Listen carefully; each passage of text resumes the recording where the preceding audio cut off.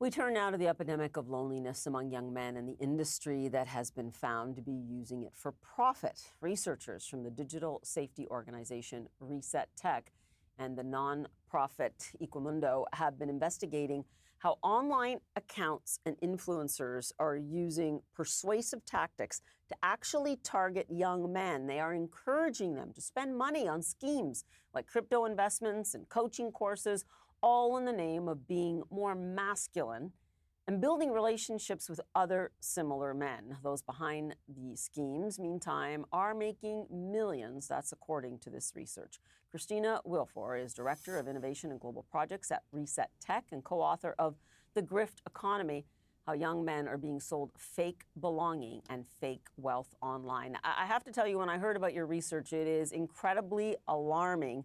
And it matters to all of us because none of this seems to be regulated in any matter. And to boot, now we've got AI, which lowers the cost of manufacturing this so-called false authority, as you call it. Fake community, there's no proof that any of this works. It is, as you guys describe it, fraud at scale. And this algorithm is at work against lonely men. What have you found in terms of why this is working and why no one seems to be noticing? Mm-hmm. Thank you so much for the opportunity to talk about this. This is the key point, is that we've been sold this culture war conversation that focuses on debates between men and women, which in essence operates from our research, as we can see, as a form of a distributed media franchise, let's say, a pipeline that goes from innocent searches to some form of body dysmorphia at scale. And we should be focusing on the commercial actors in this ecosystem, not just the influencers at the top. I found it so striking that there is a lack of self-awareness, like as if when men are taking this in, they believe it, they trust it.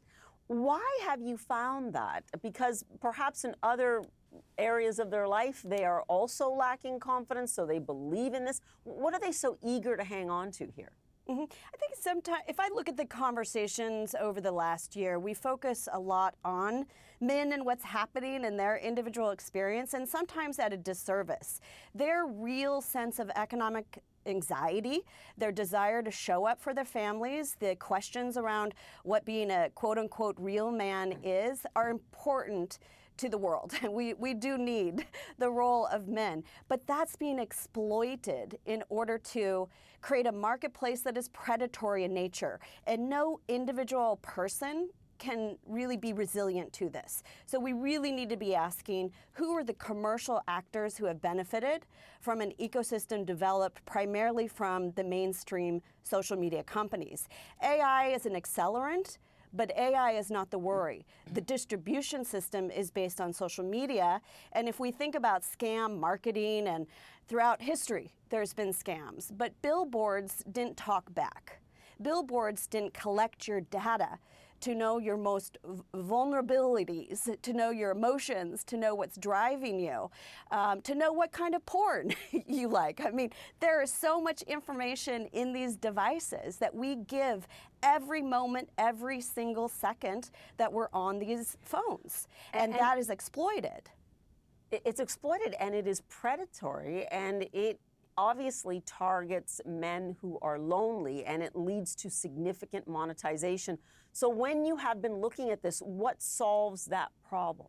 Mm-hmm. We need several actions. First, we have to identify this for what it is: an industry that is targeting men in a predatory nature, made possible by mainstream social media companies who profit, as well as the the other layer, let's say, of advertisers and a whole set of commercial actors who are also profiting, but at what cost? When we look at something like a viral trend of Looksmaxxing that is encouraging young boys and men to either break their jaw or to manipulate their jaw so that it looks more manly, we can sort of laugh off of these little campaigns and think, how big is it?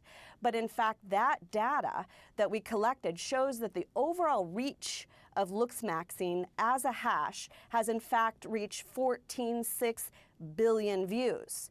A young man looking to, I don't know, think about his jaw and how it measures up may choose to watch one video, but did he choose to watch the 10 additional videos that are served up to him algorithmically because it keeps him engaged, in fear, and open to some of these products? How did you find that this mirrored so much of what we've seen in young girls, in young women, and what goes on online? And I am wondering what the difference is here. I got to be honest, I am completely shocked at how this has been monetized to this extreme. It's really a hiding in plain sight, because there's so much of the personalities that dominate the media discourse, I would say. So you have almost like a TV reality show. So with different characters, different influencers, but who's plugging in the TV? Who's providing the means in which it's distributed? And so that's the new conversation we need to have, which is what's the role of the social media companies? How much is enough? What are the opportunities of even state AGs to use existing infrastructure around consumer fraud, which is what this is in many cases, or to even look at the health and medical community and what they can do to prevent young men from a lifetime of potential medical problems if you're going down the path of using peptides and testosterone supplements at a young age without medical supervision, all sorts of things that lead to the crypto schemes, the economic alpha bro memberships that are trying to appeal to this real vulnerability. Now, the difference between women who have been, let's say, some would say have been Looksmaxxing for a long time, women are sold a self-empowerment message. Improve yourself. This is upgrading your looks. Men are given the grievance bunker. Fix your face, or society will reject you. You will not have prospects. You will not have a job. You will not have opportunities. And there's a certain cruelty in that, as men are needing to participate economically in the world in ways that builds upon their strengths, and not operate from a fear that they're missing out and that they need to distort their body in order to either get a job or a marriage or be accepted by society, is cruel at the end of the day.